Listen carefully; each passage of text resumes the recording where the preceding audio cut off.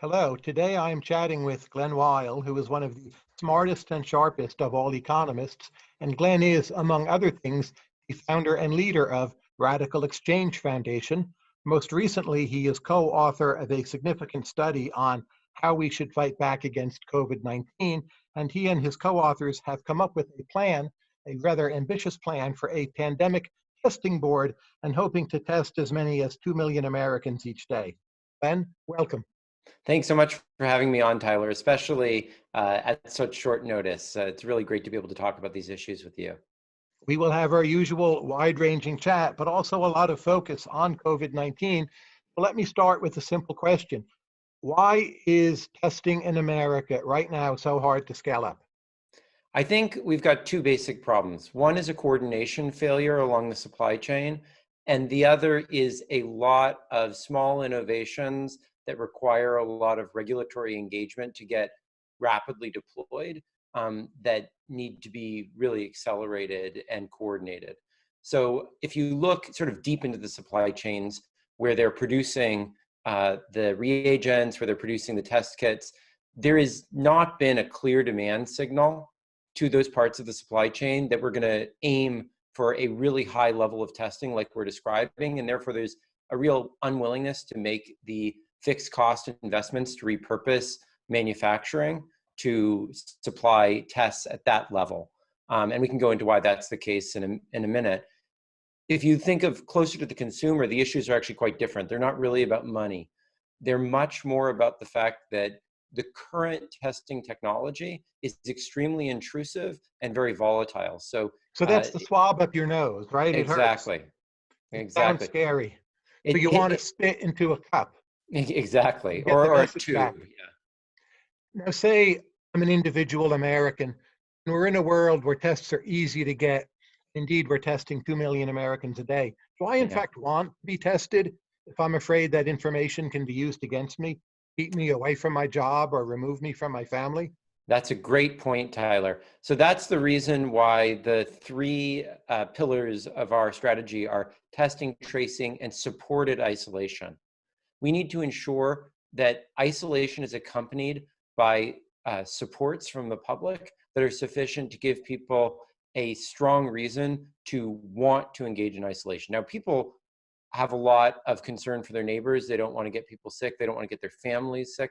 So there's already an inducement to isolation there. But especially for Americans who are, have more limited economic means, it can be a huge hardship to be away from your job for that long, which is why we need public support for people who need to be isolated so that they can receive the treatment that they need, so that they can receive the food and income support that they need, and so that they don't get detached from their jobs.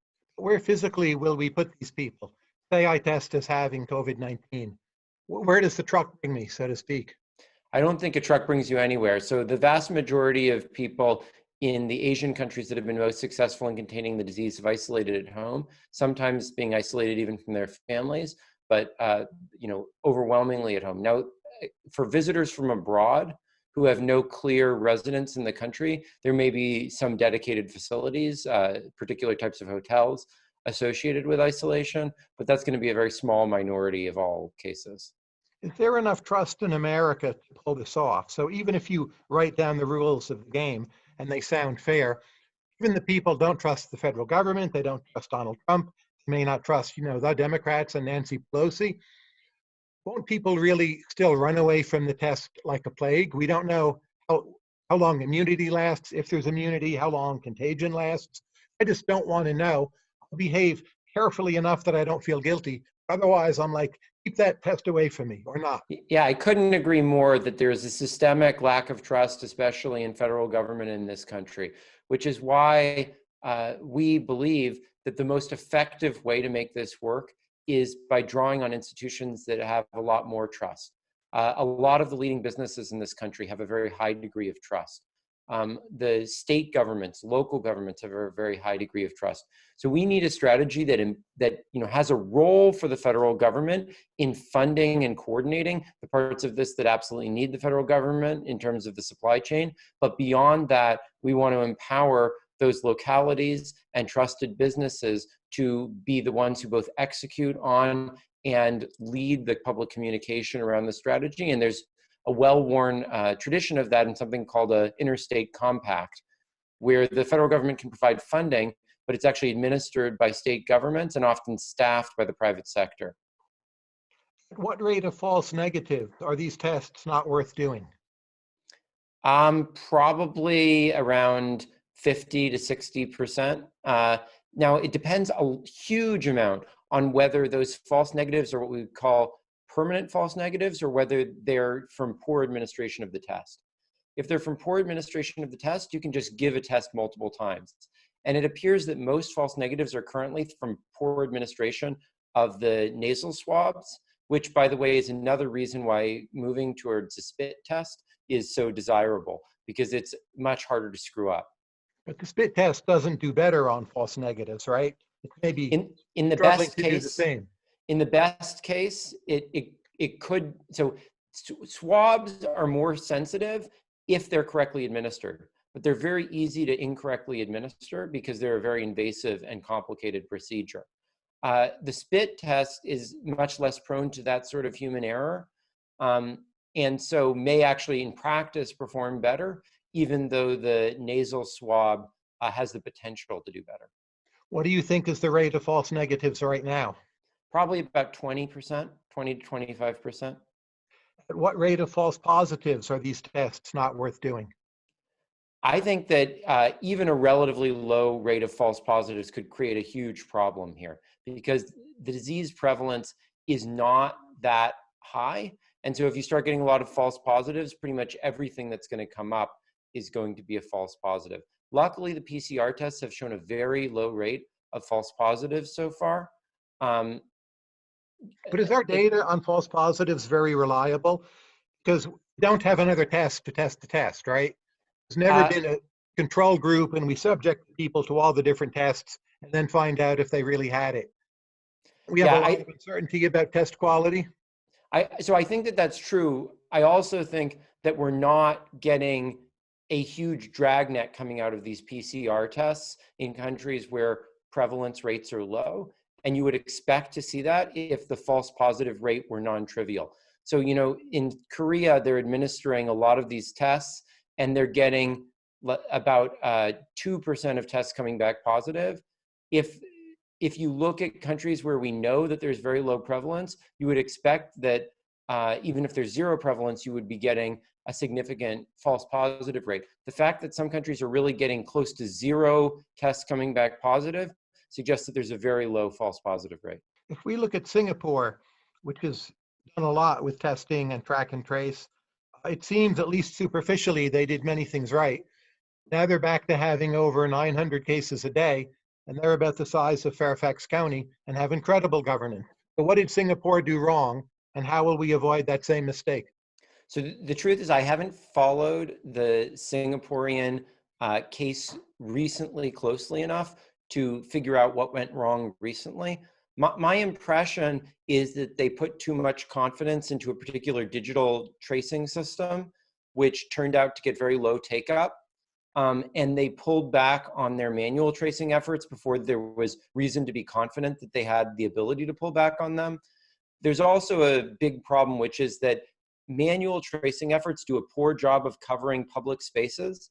And I think that the Singaporeans believed that these Bluetooth-based tracing technologies would cover those public spaces well, and they failed to do so. And they therefore allowed re-densification of their public spaces too quickly. And I think that's something we need to be very careful about.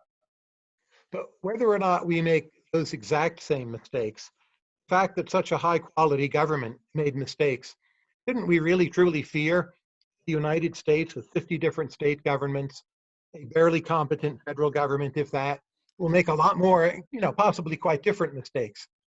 I mean, how confident are you about how this is going to run? Well, look, I think that there is likely going to need to be some capacity for states or localities, probably through some sort of identity certificate or something like that, to potentially limit travel across jurisdictions. In Canada, they've done that across provinces. So this would limit travel across some US states. Yeah, I think so. I mean, I don't know if it will come to that. There's a possibility that we get very successful here in a very uniform way. But for the reasons that you're saying, because of the federal structure, I think we're going to face a choice between centralizing power more than I think we should want to, and in a way that would reduce the scope for desirable experimentation, and allowing some restrictions on travel across localities. Say I look right now at New Zealand, Hawaii, and the Faroe Islands, in fact, also Taiwan. They're all doing a great job.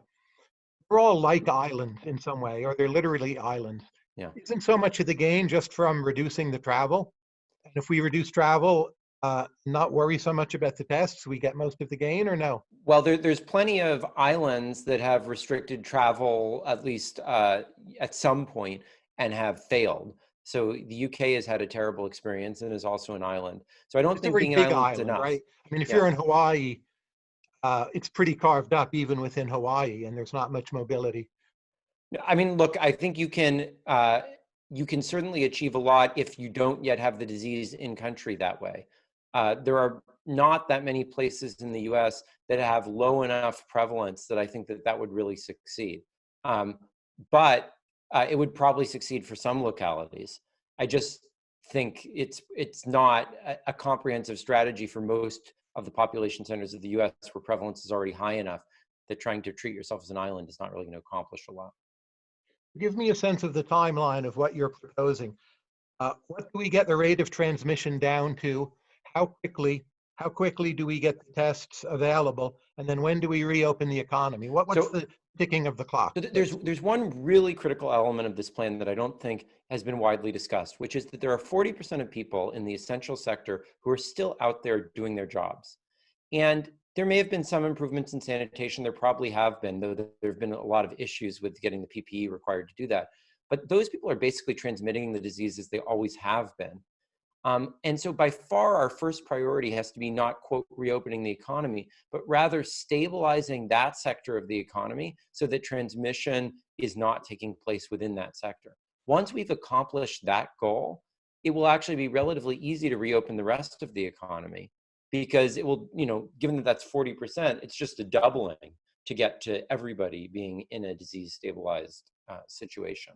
So I really think the focus has to be on stabilizing the essential sector by building up this regimen. I think we can do that by the end of June. And once that's accomplished, I think we can, over the course of July, reintroduce most of the rest of the economy and have the confidence that because we haven't seen reemergence of diseases within the essential sector, that reintroducing everybody else will proceed in a similar fashion. If I think of people not paying their rents and maybe more importantly, not paying their mortgages, I worry, say, within 4 to 6 weeks, the whole banking system will be insolvent. I don't mean illiquid where the Fed can prop it up. I just mean flat out permanently insolvent. So isn't there some very rapid, irreversible, nonlinear deterioration going on? And we'll need to reopen more than we would like to pretty soon, no matter what our level of testing is. What do you think of that claim? Obviously, I you're an mean, I economist. think it's a little bit extreme, but I'm certainly inclined in that direction. The problem, Tyler, is that if we reopen under the current conditions, we're going to see, and this is expected by all the epidemiological models, a resurgence of the disease probably sooner rather than later, and we're going to have to lock things down again. And I think as problematic as it is to keep things closed for another month plus, it's going to be much more problematic to suddenly and unexpectedly every so often have to shut everything back down again. It will completely destroy the capacities of businesses to plan if that is looming out there. Whereas if we can plan for some period of bridge loans, some period of the Fed bailouts, et cetera, then at least we can get that into a bill and get ahead of it rather than relying on people to just have to deal constantly with new crises emerging. Let's say we never soon figure out the puzzle of immunity, how Yeah, immune you are and for how long, yeah, and we're not sure how long contagiousness lasts. And you yeah. get a test and we learn that you've had COVID-19. We're not sure if you're immune or you're contagious for 2 months. What do we do with you? What box do you get in? So I think serological tests, if we get them working, and they're not really working very reliably yet, can be quite helpful for that. Because there's one of the antibodies, I always forget which one it is, MMM or MMG, but one of them is an indicator of convalescence and at least temporary immunity. So serology is very useful in that case. It's also widely believed that if you've had a period of symptoms and no longer have symptoms, and uh, though this is not known for sure because we have seen some returns of it in South Korea, but it's believed that during that period when you don't have symptoms, the amount of the virus that you're shedding is low. So I don't think we can quite say that those people are immune until they get a serology test, but I think at least they can go back to sort of being in the same condition as the rest of the population unless we see a resurgence of symptoms. And what are the labor requirements for following up on people who test positive? You track them down, you call them up, you text them reminders, whatever is going to be done. How many people do we need to hire and train to do that work? Somewhere on the order of a few 100,000. Precisely how many depends really on how quickly you want to follow up on the cases, because you can have one person on each case or you can have multiple, but somewhere in that range. And by the way, the Australian government managed to train 20,000 people in a week who had been laid off from Qantas. So we definitely have examples around the world of this being done. And I'm hopeful that we can replicate this in the US. Even a county in rural East Texas has managed to do this quite rapidly, as well as the state of Massachusetts. So we already have some success stories on that. And the party ultimately making this work, is it the federal government or the state governments? Or if there's a disagreement, who or what's the final adjudicator? So I think it's going to be many different things with many different roles. But if you're talking about the pandemic testing board, that would be the coordinating body. I prefer, though it could be a national forum or it could be an interstate compact, but I prefer it to be an interstate compact. In which case, it would be a consortium of governors who would be the final authority, but they would appoint the pandemic testing board, which I think would be mostly staffed by retired generals and business leaders, as well as probably someone representing labor and so forth. And say my employer tests me, maybe it's George Mason, and Okay. the test is wrong, false positive, false negative. Can I sue them, or is there a complete liability waiver here? I think employers should have a responsibility to use the best tests. It's still a pretty False, high false rate, right? so high false negative rate, uh, at maximum 1% false positive rate. Because Total rate could be over 30%. So if result is wrong and you can sue your boss, bosses won't want to test you. So I think that they should have a negligence requirement to use the best tests available, but I don't think that they should have a strict liability requirement that if anything goes wrong, it's their fault. But we'd have to get through all the different court systems of the country, some kind of agreement on liability, right? And just for going back to work. You're in Yeah, the I think workplace, that's the fair. testing regime. I mean, I think the pandemic testing board should have some authority to set, guidance about that. And my guess is under standard common law approaches that there would be a fair bit of deference to that by most reasonable courts. I can't say that that would happen everywhere, but that would be my guess. Let's say I love taking the test. I take the test every week. It clears me every week. Do I get a certificate? So we believe that taking the test frequently enough, and I don't think once a week is enough, it should probably be twice a week, but that should give you an equal status to someone who's been shown immune. And I get a certificate proving that, and it's like yeah, a passport. for both of those cases. So both for immunity and for if someone takes frequent tests. We don't think people should have the right to do that until we have enough tests to do the more basic regime for the whole population. But eventually, we would like to make them available through a more standard price mechanism, like you're describing. And then, especially in essential sectors, I expect, yes, there would be a certification process like you're describing for people who are either known to be immune or for people who take frequent enough get frequent enough negative tests. Do we end up with a segregated nation?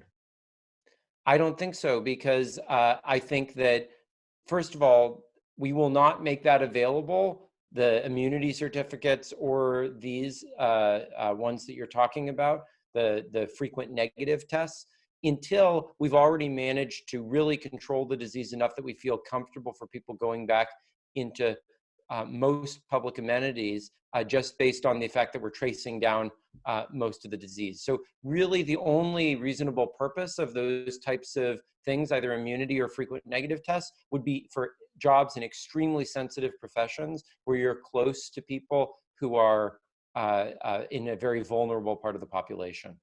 But if I can't get a certificate for a long time, doesn't that mean I just don't want to take the test? There's no benefit for me. So until that time, all the tests are being used in a test and trace regime. And if you test positive in the test and trace regime, you will go into supported isolation. So both you'll end up having your health protected, but also you'll get the support so that you can receive the, so that you can actually be just as well off as if you didn't get the negative test. Seems to me trust there will be very weak. I wouldn't believe they're going to send me enough money. If they tell me they're going to send me a nurse, I worry about rate of contagion amongst healthcare professionals. It's the support I get that's so valuable. I mean, I think that getting the precise parameters of that right are really critical, Tyler, and I can't say that I've gotten down to the level of precision necessary, because there's obviously a real trade-off there between not inducing people to voluntarily get the disease in order to obtain the support, but also not getting so low that people don't want to go into that regime. I think there is an incentive compatible place between there. I'm not sure precisely how to set it. We do know that in the East Asian countries with a wide range of government structures, it seems to have worked out reasonably well, and they've managed to induce most people to isolate. I also think there's a fair bit of sort of altruism and desire to protect your family, which doesn't go all the way, but it helps, broaden the range of incentive compatibility there. What do you think of the Robin Hanson point? And this is not a question unique to your system at all, that many young people will want to expose themselves to limited doses in order to get immunity at some point, get a certificate, re-enter normal life. And can that be a feature of a system rather than a bug? I mean, I think that that is not desirable, because during the period, we don't know how asymptomatic and pre-symptomatic transmission precisely works here. And I think a lot of young people, if they do that, would be putting their more vulnerable and elderly relatives into a lot of risk. So I think that's something we would like to discourage, but I don't think it's something that we should have more than social sanctions against. If you were estimating a benefit to cost ratio for your plan, what would that number be? Well, depends on what the alternative plan is, but I think the most natural alternative. A continuation of the mess we're in. Let's say. Yeah. I don't even know how to describe I would say 10 to 1. So the costs we estimate of our plan are on the order of a bit less than a month of continued freeze in place. What percentage of Americans do you think will download the tracing app? I think it'll depend a huge amount on what part of the country you're in. So in suburban, rural areas, I don't think many people will download it, and I don't think there's any reason for them to. I think in areas with a lot of high density public amenities, a lot of people will download it, and some of them, especially some of the private amenities, may choose to require you to show that you have the app before you enter that amenity. We all know when doing policy, proposals go through the Washington, D.C. meat grinder and the state and local government meat grinder. What do you think about the trade-off between getting this done quickly and getting it done the way you want it to be done? Let's say your version's the best version. Do you want speed more importantly or getting it right more importantly? Well, look, there's a clear trade-off between the two of them, and there are sort of minimum requirements that are needed to get this working at all. And I would say those things have to be met, but the fastest possible, subject to those being met, is probably going to be much more important than getting it all precisely right. Now, how do your views on testing differ from those of Paul Romer, if at all? So overall, I think there's a lot of similarity between us and Paul. Paul believes in mass scale testing, and we do as well. Paul thinks that tracing is so problematic that he would rather see universal, very frequent testing rather than tracing being used to reduce the number of tests necessary. His plans, correctly calculated, would require something like 10 to 20 times the number of tests that ours would, and therefore has costs much closer to something like $500 billion rather than 100 billion. It would also be much more intrusive because there would be a much greater reliance on these negative test certificates that you were talking about earlier, Tyler. And therefore, I think from both a civil liberties and a cost perspective, I strongly prefer a regime that also involves tracing. But look, Paul's plan, and the other thing I would say is because it's so ambitious, Paul's plan in terms of the number of tests required, it will take much longer to ramp up to that point. So we'll end up with 1 to 2 more months of freeze in place. So overall, I think that there's a strong case to be made for test, trace, and supported isolation instead of just testing. But on the other hand, I think it's great that he's advocating an ambitious target, just as we are. What do you think of the plans that say we should try to predict who is a super spreader and then test them incredibly often? And maybe we won't get that far in universal testing, but we'll get most of the gains by testing nurses, testing people who shake hands a lot, testing the extroverts, whoever people are at these nodes. Maybe they work in nursing homes, whatever we find, say, from analyzing big data. How effective would that be? So I certainly support some forms of that. I think testing essential workers, especially in long-term care facilities, where there's a possibility not just for a lot of spread, but for a very dangerous spread, makes a lot of sense. I think having a very top-down regime of someone analyzing a bunch of data and on the basis of some probably pretty tenuous statistical correlation, claiming that such and such a person needs to be tested, and then sort of coercively going in and testing them on a government basis, it does not seem to me like a very robust regime. So I think that there's some robust elements of this that I would love to see implemented, probably largely through private demand, for I want my person taking care of me to be tested.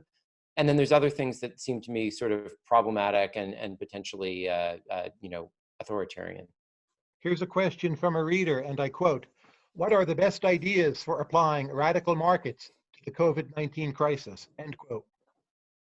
Okay, so I think some of my favorite ideas actually aren't necessarily on radical markets, but on radical exchange ideas more broadly, It's but the fine, ones that are yes, related. absolutely. So like, for example, I think a huge problem we have right now is that cultural industries are struggling to survive or thrive in the internet world. And we're now suddenly completely in the internet world. So all the possibilities of doing, in-person gigs that were really supporting a lot of the music sector are gone. So I'd really love to see a pool of funding be put into the sort of matching mechanisms that we've been emphasizing to sort of improve the environment for things like Patreon and Kickstarter to fund cultural innovation that will help sustain morale during the times when people are separated from each other. So But they that's could write better incentive compatible contracts by drawing on your other insights, and that would help these people raise money and support themselves. that's the idea. More generally about the crisis, should we allow price gouging, say for masks or reagents? So I I think don't that like calling it price gouging, by the way, yeah, but I think the problem I have with the price mechanism here is not the usual quote price gouging or variable pricing, but the fact that there's so many externalities in the allocation of some of these critical inputs here. And in principle, we could try to price those externalities, but in practice, trying to get such a pricing mechanism and sort of the information required for it in place quickly is going to be very hard. And so therefore, I think we need to have a lot of non-price allocation, not of the whole economy, but just of the like really critical elements like testing and certain types of PPE, because I think otherwise we're all going to be harmed by that not being allocated to those nodes, as you were talking about, where they have the largest costs associated with it. if we need to do 2 million tests a day or whatever's the number, Yeah. and if you're a little skeptical about targeting the super spreaders, don't you just want high prices, mobilize elastic supply as quickly as possible? Yeah, you definitely want Manufacturers high should get prices the to the stuff. suppliers, for sure. Absolutely. I just don't think the best way to do that is by on the demand side allocating according to the price mechanism. So I absolutely agree with Alex Tabarrok that things like advanced market commitments that throw a lot of money at the supply chain make a ton of sense. But whatever comes out of the supply chain, I don't just want allocated by the price mechanism to a bunch of rich people who want to go out and have dinner somewhere. I want it allocated to the people who are going to spread the disease the most, because that will let everybody go out and go back to normal life at a much lower cost. But it seems a lot of the rich people have been big spreaders, right? Prince Charles, Boris Johnson, Tom Hanks. Yeah, I mean, I'm not saying that there wouldn't be some of that, but I wouldn't say that on average that's going to be the case. I mean, you know, a lot of the long-term care facility workers who are some of the most dangerous spreaders are not people of a lot of means. Now, in economics, why is price theory so fallen out of favor? Um, I think price theory is actually making quite a bit of resurgence in the last, you know, couple of decades. Uh, you know, Raj Chetty, Amy Finkelstein, John Levin, people like this who've won the John Bates Clark Medal recently have really drawn on it a lot. I think it fell out of favor in the, you know, 80s and 90s, largely because of, you know, a lot of the rise of sort of the mathematization of economics, the rise of technocracy within the profession, the increasing focus on sort of refinement of methods as opposed to engagement with the public. So I think that those were some of the underlying reasons. There's also an association with the University of Chicago and a particular ideological view there, which sort of mixed it all up with politics. And that's something that I think has become less and less true with this new wave that I was describing. Now, you're a reformer. How would you reform the economics profession, which you've seen from a number of different vantage points, right?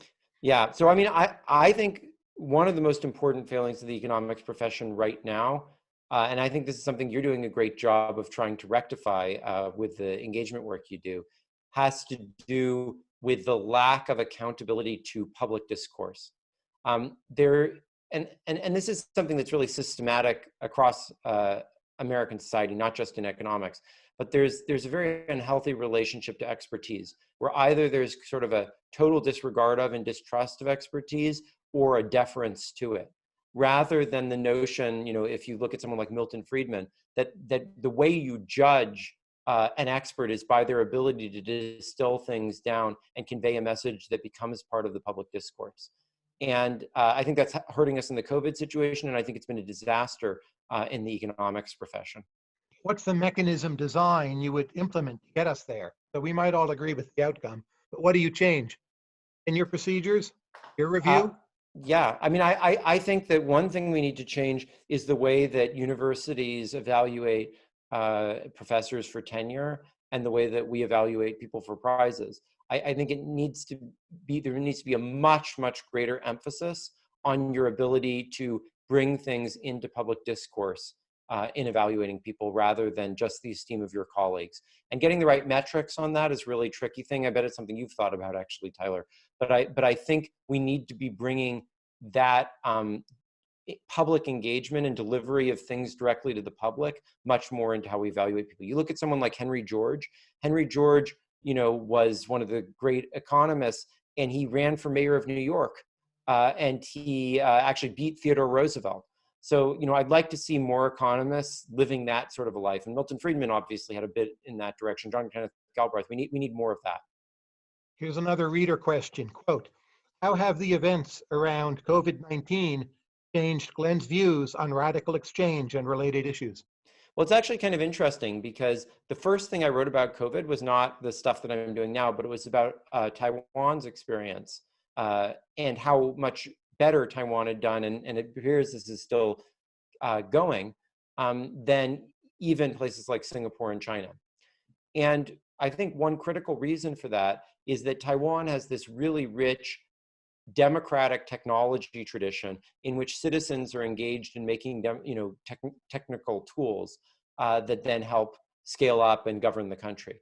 And I think in China and in the US, for different reasons, the technical elites are quite divorced from those who their technology is meant to serve. And therefore, they've been very poorly responsive to the emergent issues on the ground. The signals have not been reaching them from the local knowledge very effectively. And so that actually makes me believe that radical exchange ideas may be a very powerful mechanism for warning us about future crises. It's very hard to innovate in those fundamental ways in the midst of a crisis, which is why at some level, the proposals I've been pushing for this have been sort of conservative in nature. They're like drawing on things we really know have worked in the past rather than experimenting with new things. But I think as a early warning system for this type of thing, I believe all the more in that type of democratic technology. Now, you may wish to challenge the premise here. Why do I see so little talk about the blockchain during this pandemic? Just doesn't seem that salient. Well, so first of all, I don't think blockchain is very salient, period. If you think about the conversations around technology and society, AI is way up there, Internet of Things is way up there. Blockchain is pretty far down in terms of the broad public imagination. Within the blockchain community, obviously that's a bit different. And within that community, I think there has been quite a bit of focus on what are the best ways to do things like contact tracing. Now, if you call that blockchain or not is a bit of a question, but certainly privacy preserving cryptographic technologies, if anything, I think are getting more attention now than they were getting before because of the emphasis on trying to do contact tracing in a privacy preserving way. Other than possibly the adoption of your plan, what do you think will be the most enduring economic or social change from this pandemic? My guess is that there will be a lot of large corporations that take on important social responsibilities because of the trust environment that you were talking about, and that it becomes increasingly illegitimate for them to be run under a pure shareholder maximization perspective once they're taking on that role. And so I think we're going to see fundamental shifts in some of the corporate governance parameters as a result of the social role that a bunch of companies end up taking on. In the middle of these dialogues, we have a section, overrated versus underrated. I have some easy ones for you. Are you game? Yeah, sure. Rio de Janeiro, overrated or underrated? About correctly rated, I would say. What do you like most about it? Best place in the world to be as a tourist, but a very challenging place to live and be productive. Song by Don McLean, American Pie, overrated or underrated? Oh, that's one of my favorites, underrated. Underrated. What's so good about it? It manages in a very accessible and catchy way to be just sort of elusive enough about historical events that you can make sense of it and yet still appreciate the poetry and complexity of how it's speaking to things. Why didn't Don McLean have a better career, right? There's Starry Night and then it seems to end, or am I missing something? So I actually don't know much about the dynamics of his career, and I like a couple of his other songs, but I agree, it is kind of remarkable that he's such a one-hit wonder. How much people respect law in Latin America? Does the typical educated outsider underrate or overrate that? Law-abidingness in the Latin countries. I think that they think people respect law too more than they actually do, because I think that they don't really see the favelas and the informal settlements very much on most standard trips, and they don't realize how pervasive the fact that people are living sort of outside the law is to the way that everyday life works in Latin America. Julius Krein, overrated or underrated? Underrated. I'm a Your big fan. co-author, right? Tell us the story there. So first of all, Julius and I disagree on a great many things, but I have a huge amount of respect for his intellect. And I think he's one of the people who really challenges a lot of the ways that people have fallen into thinking. And he did it really at a time when I think that was incredibly necessary.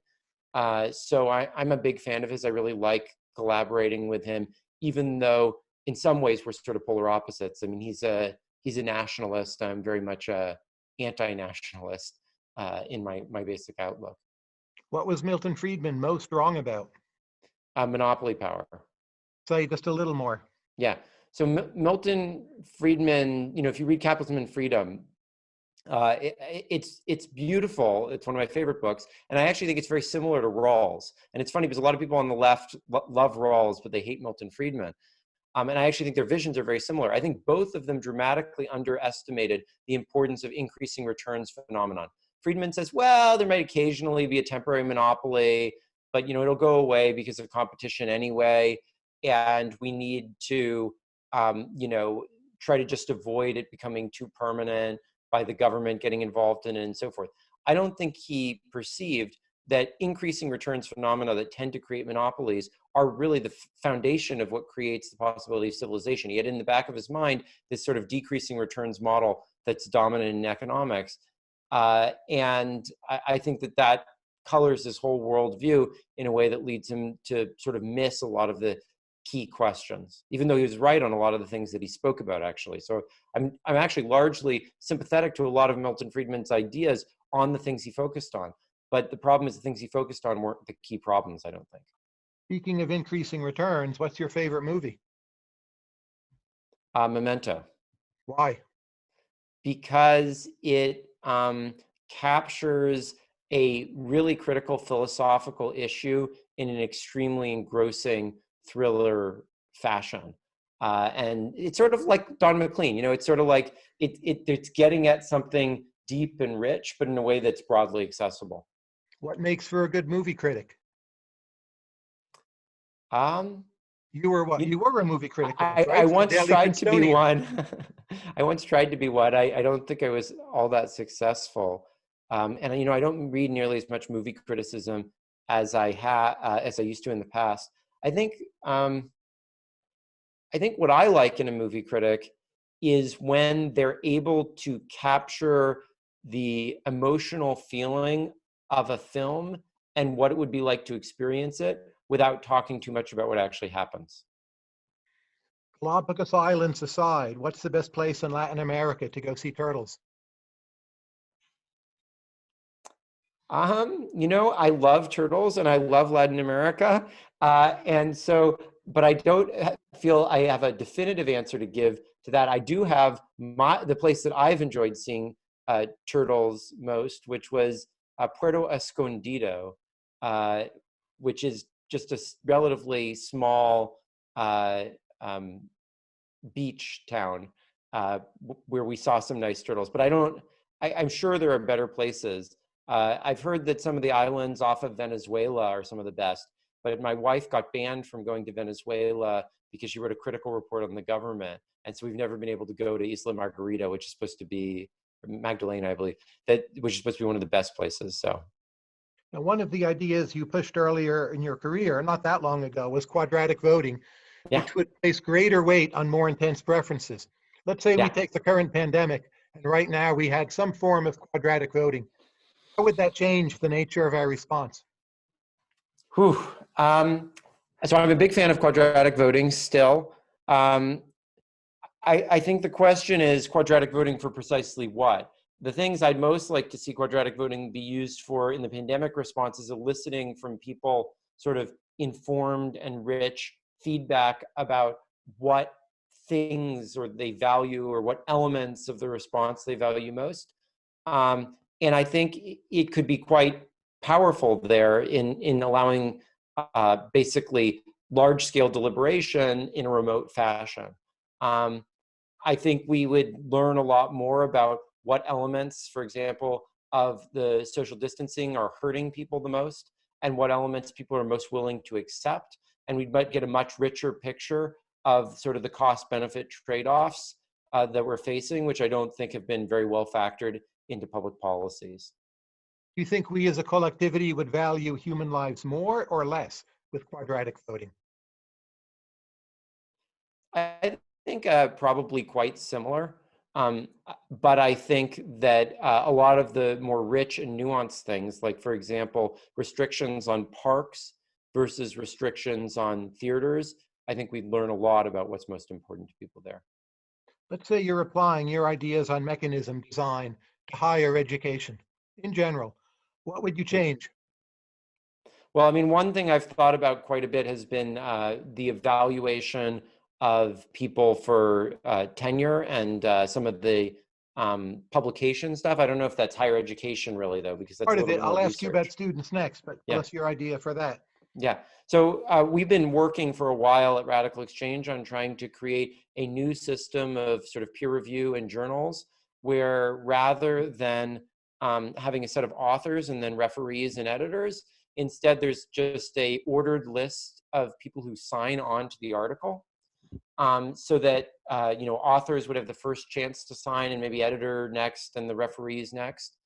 But I think this would be a much more incentive compatible way to get good quality referee reports, and to actually allocate credit in proportion to what people have contributed to making an article work, as compared to the current system where there's a very binary division between the authors who get credit and everybody else who gets very little. And I think you could add into that some really rich stuff around having some quadratic voting in there, and then maybe having sort of individualized views of how many citations or how much respect someone gets from a journal based on who you respect and who they respect and how that filters through. So those are, I mean, I'd have to go into more of it, but I think that those are some ways you can put these elements together to get a much better approach to understanding how you evaluate a scholar. How would you apply mechanism design to improving admissions, right? It's been very controversial. It seems unfair. Some people would say intensity of preference being counted as the problem. Do you agree?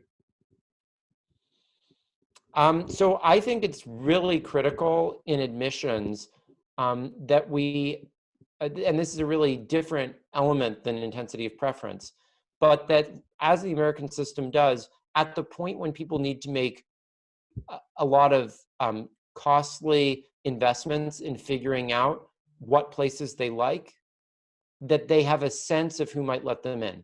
So if you think about the medical match system that, Al Roth is very famous for being involved in, and, Gale and Chapley, they have a system where you rank all the institutions before you know which ones are going to admit you. And that requires you either to do a huge amount of due diligence about all the different institutions, or to make guesses about where you're going to get into. And I think that's not a very effective process, even though it has some other properties that people have highlighted. Something more like the way that we admit students in the university, undergraduate admission, I think is more sensible. And I think there are ways to further improve on that, to add sort of more stages of letting in the top matches first, like the people who most want to go to some place and the schools most want them, and allowing those parts of the market to clear, and then doing the other things later. That's a little bit like early admission, but actually making it much more finely graded. As I'm sure you know, at a school like Harvard or Princeton, you can't just buy your way into getting a graduate admission. It's run by the faculty, correct? Yeah. Could we do undergraduate admissions the same way? It would be a lot of work, of course. The faculty. I think it's interesting. I mean, I think you'd probably have to filter a little bit. So like maybe it should be graduate students who should be helping admit undergrads or something like that. I think it's a very interesting idea. You wrote a paper in 2009 called Whose Rights? A critique of individual agency as the basis of rights. Do you think now, standing in 2020, are individual rights ever an appropriate concept to invoke to argue for or against a policy? So I think almost any moral concept is a useful concept in certain contexts, because all our ideas are proxies for some deeper truth that we don't fully understand. So I often make arguments about individual rights, individual liberties, even though I ultimately think we need to get past our standard conception of individuals as atomized and understand individuals more as being sort of an intersection of different social circles that they're a part of. But of course, the more sophisticated these ideas are, the more true to reality, the more complicated and foreign they are. And we always need to strike a balance between clearly communicating and, verisimilitude to the reality we're trying to describe. You still think in principle that either group rights can be meaningful or even a component of an individual could have rights, and that there's no particular reason to necessarily stop at the level pinpointed by methodological individualism. Yeah, and Would in that fact, be a fair description yeah, of I your would view even, now? yeah, I would enrich that story a little bit, because and I alluded to this in that original piece, but now I have a clearer sense of it. I think often the parts of individuals that we're talking about actually are associated with various groups. So I think we should think of individuals as being made up of group identities to a large extent, and group identities as being made up of individuals to a large extent. And so I think we should be moving towards a dual perspective on these things rather than a grounding that sees one as sort of an end point that composes the others. So this would be one foundational reason why you're less libertarian than maybe you might have been before you wrote the paper. Yeah. And a practical reason would be increasing returns, correct? Yeah, and those are, I think, actually just two different ways of expressing the same thing. So I view the fundamental role of groups as, just a different way of expressing the notion of increasing returns. You have a unified theory of you and what you believe. Uh, I don't often have time enough for the meta rationality that requires. David Foster Wallace was one of the most remarkable people at doing that sort of thing. I aspire to it, but I haven't had quite enough time to figure it out. Here's a unified theory of you I toy with. I'm not at all Yeah, sure it's correct, but maybe you can nudge me a bit on it. yeah. At heart, you come out of the Jewish socialist tradition. Through a matter of biographical accident, you first became a libertarian, needed time to find your way back to the tradition you belong to. Along the way, did economics, so you believe in some notion of markets, albeit correctly adjusted by regulation and mechanism design. And you've moved away from methodological individualism. So you're this weird person of a Jewish socialist, believes in markets, and had this path leading away from libertarianism. And like no other person in the world probably is that, but you are. And is that a unified theory of you? Well, the thing that throws a little bit of wrench into that is that I was actually a Jewish socialist before I became a libertarian. Does that Um, strengthen or weaken the theory? well, the thing that's funny is that it's certainly the case that I came back to identifying with my Judaism uh, at around the same time that I was starting to move away from libertarianism. Um, I don't know if that's because of the entanglement between sort of the collective element of religion and the ideological element of this other stuff.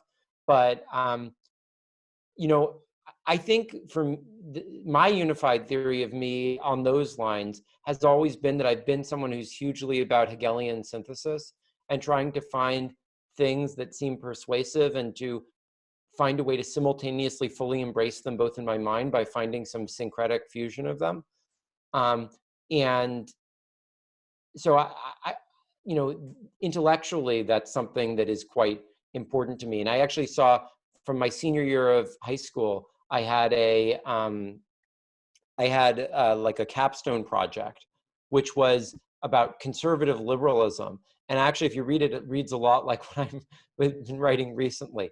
So the reality is, I think I have these themes of trying to find syntheses of different things, and those keep recurring and getting nuanced by the more I learn about different fields. As you well know, there's a long-standing historical connection between Judaism and socialism. Karl Marx, Moses Hess, Edward Bernstein, one could go on with this. Yeah. What do you think ultimately is the foundational reason for that historical connection? And yourself as well, right? Well, I In the mean, I time also think there's series. a deep historical, maybe even stronger historical association between Jews and capitalism.